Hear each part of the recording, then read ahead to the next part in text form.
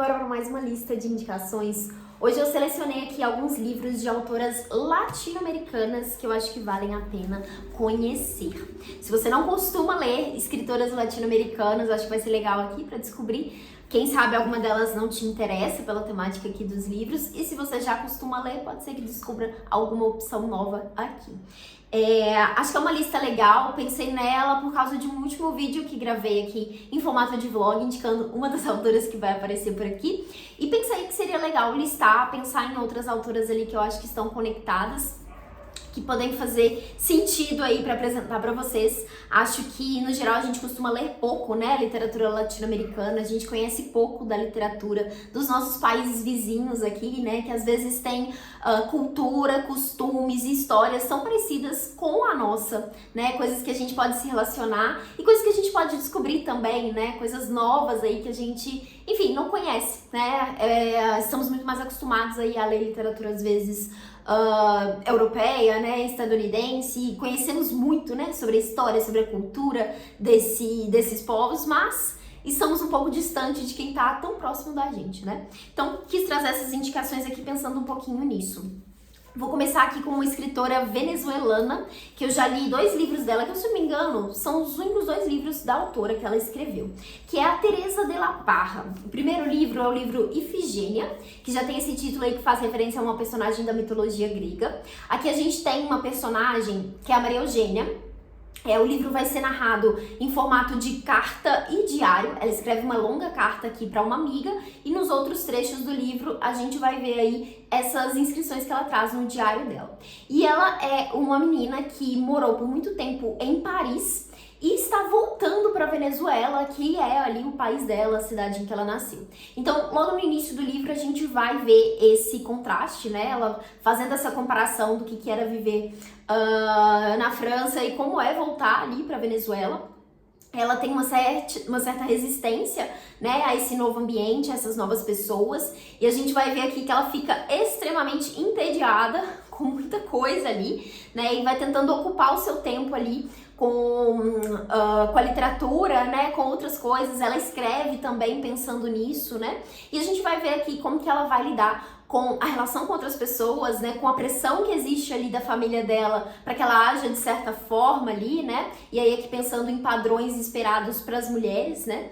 É um livro super interessante, assim, super curioso. Eu gostei bastante de adentrar nessa história aqui, conhecer mais dessa personagem. Eu lembro que eu ficava entre gostar da personagem e achar ela muito prepotente, muito chata, então fiquei nessas idas e vindas ali com a personagem, mas gostei bastante da forma como a autora trabalha todos os assuntos aqui. A Teresa de la Parra, ela se considerava, ou era considerada, não tenho certeza agora, mas uma feminista moderada. Então, ela foi uma das primeiras autoras latino-americanas a trazer temas, a questionar, a criticar certas questões aí dessa sociedade patriarcal em que a gente vive, né? Mas ela faz isso aqui de uma forma que é considerada moderada. Justamente porque não é tão militante, não é tão exagerada, não é tão não é tão apresentada, tão desenvolvida, né? Principalmente quando a gente pensa nos dias atuais, talvez a gente considere que algumas coisas poderiam ser desenvolvidas ali de outra forma, mas na época que foi escrito, foi realmente ali mexeu muito com as pessoas, né? Muita gente criticou, muita gente desgostou da forma como ela apresenta as coisas, e acho que isso é um detalhe curioso também, interessante para pensar na hora de fazer essa leitura. Daí o segundo livro da autora é o Memórias de Mama Blanca, que foi publicado pela Oficina Raquel. Inclusive eu não falei, né? Esse aqui foi publicado pela editora Carambaia. E tem tradução da Tamara Sender, com o pós-fácil dela aqui também. Inclusive, não sei se essa edição ainda tá disponível. Eu espero que sim, porque eu tô aqui indicando esse livro pra vocês. Mas a Carambaia faz edições aí limitadas, né? Então, pode ser que esse livro não seja encontrado, mas eu espero que sim. Daí, voltando, então, o outro livro da autora é Memórias de Mama Blanca, que foi publicado pela Oficina Raquel.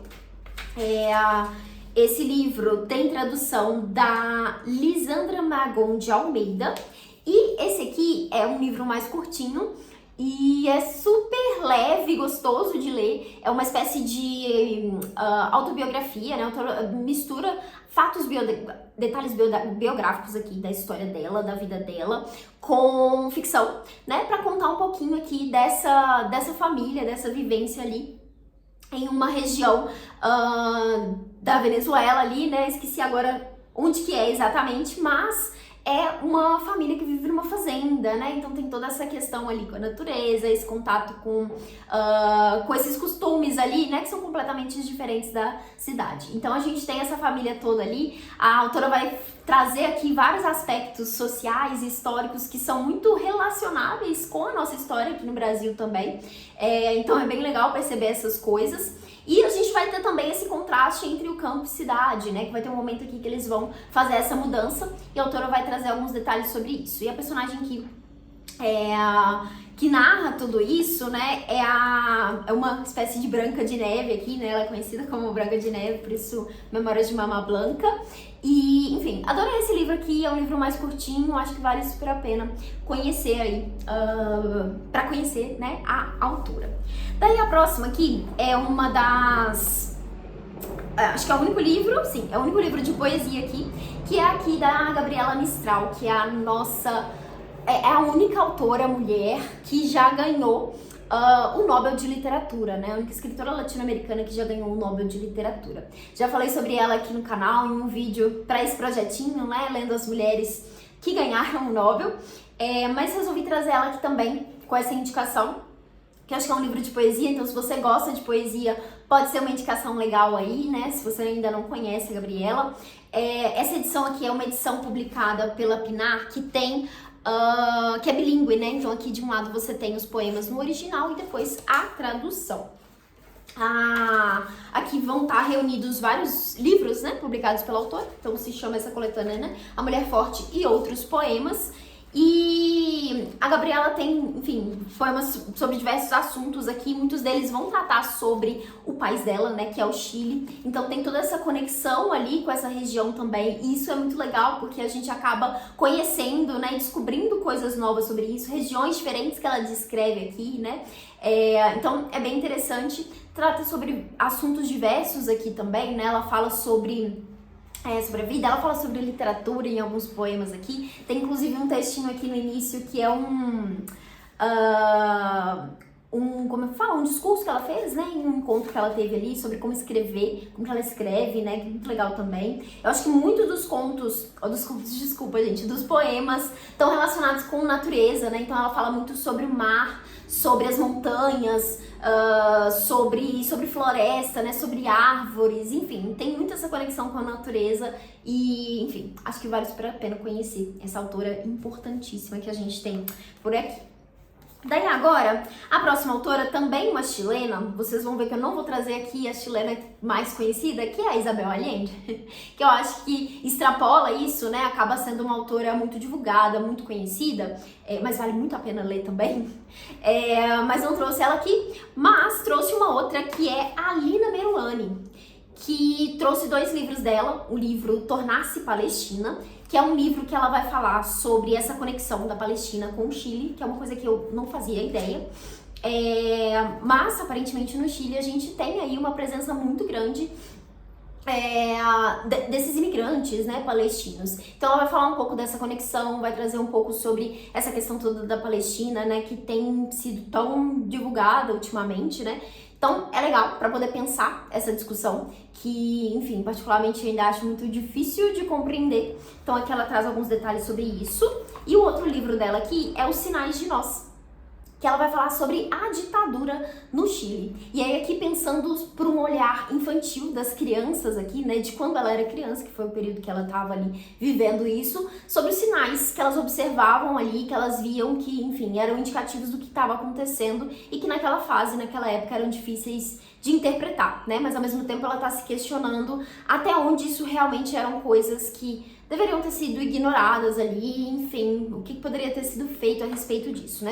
Acho que são reflexões bem legais para pensar sobre como às vezes as pessoas só fecham os olhos, né, para as coisas que estão acontecendo E, enfim, super interessante, gostei bastante dos 2 livros aqui, que são publicados pela editora Relicário na coleção Nosotras, que foca inclusive em escritoras latino-americanas. O Tornar-se Palestina foi traduzido pela Mariana Sanches e Os Sinais de Nós foi traduzido pela Elisa Menezes.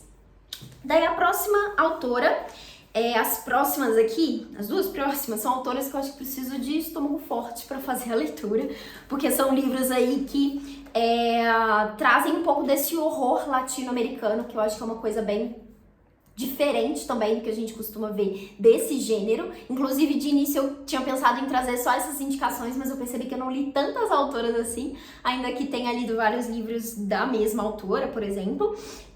Mas achei que fazia mais sentido pensar em autoras latino-americanas, até para trazer dicas diversas aqui, porque eu sei que nem todo mundo vai se interessar por essas leituras. Mas a primeira que eu trouxe aqui, então, é a Mônica Ojeda, que é uma escritora equatoriana. E o primeiro livro aqui é o Mandíbula, foi publicado pela Autêntica Contemporânea, com tradução da Silva Maximini Félix. Esse livro aqui vai trazer uma história de terror focado num grupo de adolescentes. A gente vai acompanhar aqui um pouco da história delas no ensino médio ali, né, na escola, principalmente a relação delas com uma professora. Então a gente também vai ver esse lugar da professora. E aí o que acontece? Qual que é a premissa do livro aqui? Logo no início, a gente tem uma dessas meninas, uma dessas adolescentes, percebendo que tá toda amarrada ali, tá num lugar esquisito, diferente, e ela foi sequestrada pela professora dela. Então, o livro vai voltar ali, né, no passado pra gente poder entender o que aconteceu, que relação que é essa que ela tinha com a professora, por que a professora fez isso. Então, é um livro que vai trazer uma história bem perturbadora, assim, mas que vai falar sobre esses aspectos das relações femininas, eu acho, principalmente, né? Então, professora e aluna, mãe, filha, irmãs, amigas. Então, tem muito dessas conexões diferentes aqui que a autora vai trabalhar de uma forma bem exagerada em muitos sentidos, que dá uma certa repulsa, assim, de ler algumas coisas, mas é incrível. Eu amo esse livro, indico muito pra quem se interessa, né, por essas temáticas e tem vontade aí de ler uma coisa diferente. Acho que vale super a pena conhecer essa autora aqui. Daí, eu também tenho um outro livro dessa autora, que é um livro de contos. Então, quem não quiser encarar um romance, tá pensando em narrativas mais curtas, acho que pode fazer sentido conhecer esse livro aqui. Foi traduzido também pela Silvia Maximini Félix e publicado pela Autêntica Contemporânea. É um livro mais curtinho, ele tem alguns contos aqui, deixa eu ver, 1, 2, 3, 4, 5, 6, 7, 8 contos. E são contos que também trazem esse aspecto, assim, de horror, terror. Eu lembro que alguns contos aqui me chocaram muito, assim, a forma como a autora fala sobre as coisas. Mas é uma autora que consegue trabalhar os temas de uma forma muito interessante. Eu gosto muito da narrativa dela, da forma como ela constrói as histórias ali, né? Às vezes trazendo detalhes e aspectos ali que reforçam, né, esse horror, essa perturbação ali das coisas que ela tá trazendo. Aqui vão ser trabalhados temas diferentes, né, criaturas diferentes aqui. Acho que fala bastante sobre... tô dando uma olhadinha aqui. Fala muito de violência, sobre misticismo, né? Enfim, acho que vale super a pena conhecer a autora, seja por esse aqui, seja pelo livro, pelo romance Mandíbula. Daí agora, a autora que me deu vontade de fazer esse vídeo inicialmente, porque eu falei de um dos livros dela em último vlog, que é a Samantha Schweblin. Eu tinha comentado então no vlog sobre o livro Pássaros na Boca e Sete Casas Vazias, que foi um livro que eu comecei não gostando tanto e depois adorei a leitura. A Samantha Schweblin é uma autora também que escreve nessa coisa do horror ali, meio perturbadora, acho que um pouco mais leve talvez do que a Mônica Ojeda. E ela fala também nesse lugar, nesse horror ali, uma coisa do exagero, né? Um horror que tá muito... São coisas muito banais, às vezes, muito cotidianas, mas que geram reações completamente fora do que a gente tá esperando, do que deveria acontecer, sabe? E é nisso que gera essa inquietação, esse incômodo ali na leitura. Esse aqui é um livro de contos, né? Então tá juntando 2 livros de contos da autora, que é o Pássaros na Boca e os Sete Casas Vazias. Os contos ali dessa parte das Sete Casas Vazias tem inclusive uma conexão muito forte nessa questão. Personagens que estão ali em espaços vazios, né, em relações vazias de alguma forma, então tem essa conexão legal. Já o Pássaros na Boca são contos mais diversos ali, tem contos que vai trabalhar sobre a arte num lugar bem perturbador, a loucura também, fala sobre a morte em alguns contos, sobre a infância também, né, tem muitos contos também que estão nesse lugar de travessia, personagens que estão na estrada, que estão indo para algum lugar, né, chegando em algum lugar. Então, enfim, são temáticas bem diferentes, mas dá pra ver algumas conexões aqui nos contos e eu gostei bastante de fazer essa leitura. Então, fica aqui essa sugestão. Daí também tem um outro livro de contos da autora que eu acho que eu recomendo ainda mais, porque esse aqui eu li e amei, absolutamente amei todos os contos, que é O Bom Mal. Eu não falei da tradução, né? Esse livro aqui foi traduzido pelo Joca Reines Terron. Já esse aqui foi pela Lívia de Orsola. E, enfim, recomendo muito mais esse aqui se você quiser encarar o livro de contos dela. Eu acho que eu sugiro ler esse aqui antes de ler o Pássaros na Boca. Mas já vi por aí que algumas pessoas preferem Pássaros na Boca. Então, dá uma olhadinha ali nos contos, nas temáticas, pra você pensar qual que você curte mais. Mas esse aqui realmente me marcou muito, assim. Eu ainda lembro de alguns detalhes de alguns contos aqui. Teve um conto em específico que ficou na minha cabeça por muitos dias, que foi O Olho na Garganta. Que conto esse, tá? Aqui a gente tem 1, 2, 3, 4, 5, 6 contos. Então é uma coletânea menorzinha, né? E, enfim, de novo aqui a autora trazendo essas coisas que parecem muito banais, muito simples ali, mas gerando um incômodo ali, uma perturbação com essas histórias que, enfim, a gente fica preso ali, a gente realmente fica envolvido e reflete umas coisas, assim, bem doidas aqui junto com a autora. Gosto muito dela. E daí tem outros 2 livros pra indicar. Agora 2 romances. O primeiro é o Kentuckys.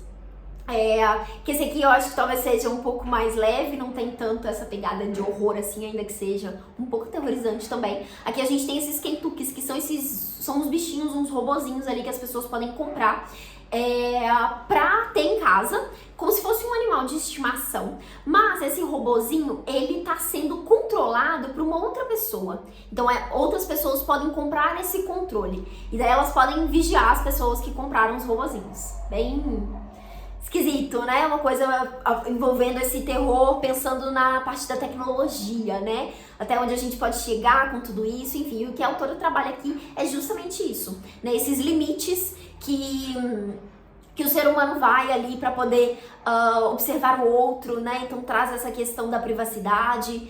A gente também tem alguns aspectos de violência aqui, né? Pensando nesse lugar. Mas não só isso, também fala sobre essa questão da solidão, dessa carência, né? Essa necessidade que algumas pessoas têm de ter... algumas pessoas não, né? Todos nós temos essa necessidade de ter contato com o outro. Mas como que as pessoas recorrem a isso, né? Através desse robozinho ali com contato com outra pessoa, né? Enfim, trabalha bastante, fala bastante sobre essas questões aqui, gera muitas reflexões. Eu adorei esse livro quando eu li e, enfim, acho que vale super a pena ler e conhecer a autora por esse daqui também. E o outro, foi o primeiro livro que eu li dela, que é um livro que me prendeu, assim, eu sentei e não queria parar de ler. Pera, deixa eu voltar, não falei a tradutora. Falei sim, essa aqui também é a Lívia de Orsola, é a mesma do Bom Mal. Então, voltando... Distância de um Resgate é o romance da autora que eu peguei pra ler e fiquei muito presa ali, assim, super envolvida, queria muito entender o que estava acontecendo, porque a história começa de uma forma muito confusa. A gente tem essa mulher que tá falando umas coisas meio esquisitas ali, sobre vermes, sobre estar se sentindo mal, ela parece prestes a morrer ali, e ela tá narrando essa história, contando ali sobre um filho dela, sobre a relação desse filho com uma outra criança, a relação dela com uma outra mulher ali também. E tudo é muito confuso, mas aos poucos as coisas vão se juntando ali pra gente entender o que aconteceu. Eu confesso que cheguei no final desse livro e eu tava com muitas dúvidas, assim, terminei, gostei muito da leitura justamente por ter ficado muito presa ali, mas eu terminei sem entender direito do que se tratava. E daí eu fui pesquisar sobre o livro e quando eu li o que é que a autora tá falando aqui, eu falei, caramba, que incrível, genial que foi a forma dela de falar sobre esse assunto. Então eu gostei muito, acho que recomendo que você faça o mesmo, assim, faz a leitura e depois dá uma pesquisada ali do que se trata, o que é a denúncia que a autora tenta fazer aqui, que é uma coisa aí, de novo, muito específica da região aqui. Eu não sei se eu falei, mas ela é uma escritora argentina. de uma região muito específica ali, e uma situação mais específica da região também. Mas enfim, achei muito interessante a forma como ela constrói. Esse aqui é realmente mais suspense, assim, sabe? Essa coisa meio misteriosa ali, de você aos poucos entendendo o que tá acontecendo com os personagens. Eu tenho essa edição aqui que foi publicada pela editora Record, mas se eu não me engano já tem uma edição desse aqui também pela Fósforo, que é a editora que publicou os outros 3 livros dela. E a tradução desse livro aqui é de... Pera, não estou achando o tradutor. Ah, tá. Tradução da Ivone Benedetti. Então tá aqui mais uma indicação da autora. Como vocês viram, já li bastante coisa dela, recomendo bastante. E agora, pra finalizar, uma das autoras mais recentes que eu conheci, assim, que é a Gioconda Belli, que é uma escritora da Nicarágua. Trouxe aqui o livro dela, O País das Mulheres, que foi o livro que eu li, mas tenho vontade de ler um outro dela também que se chama A Mulher Habitada, tá na minha lista, quero muito conhecer. Esse aqui foi publicado pela Rosa dos Tempos e tem tradução da Ana Rezende. Aqui a gente vai ter uma história de um país que está sendo regido ali por mulheres. Nós temos uma mulher que foi eleita presidente e ela decidiu que todos os cargos ali do governo seriam ocupados por mulheres. Então, as mulheres estão no comando. E aí, no início desse livro, a gente tem essa presidente sofrendo um atentado. Então, o livro vai tentar mostrar aí quem tá por trás disso, né, o que aconteceu com isso, e aos poucos entendendo também como é que chegou nesse momento ali das mulheres, né, adquirindo esse poder, né? Então, são discussões bem interessantes aqui. Em alguns momentos eu confesso que eu achei algumas coisas mais exageradas, assim, mas é muito interessante a forma como a autora apresenta, né, todos esses aspectos, né, para se pensar aí sobre essa sociedade patriarcal. Enfim, é que a gente tem muito da reação dos homens, né, em relação a essas decisões ali. Dá um pouco de revolta em alguns momentos aqui, né, pensando o quanto, ainda que isso aqui seja uma história ficcional, quantas coisas ali estão conectadas com o que a gente vive no dia a dia, né? Então, é um livro super legal, super interessante. Então fica aqui a indicação de mais uma autora latino-americana que eu acho que vale a pena conhecer. Bom, é isso, fechamos o vídeo por aqui. Eu espero que vocês tenham gostado dessas indicações. Me conta aqui embaixo qual dessas autoras você já conhecia, se você já leu alguma delas e se você acrescentaria mais alguma mulher nessa lista. Vou adorar saber aí, receber outras indicações para conhecer novas autoras. Bom, desejo boas leituras para vocês. Se você chegou até aqui no vídeo, não esquece de curtir e se inscrever no canal se você ainda não for inscrito para acompanhar aí os próximos conteúdos. Até mais!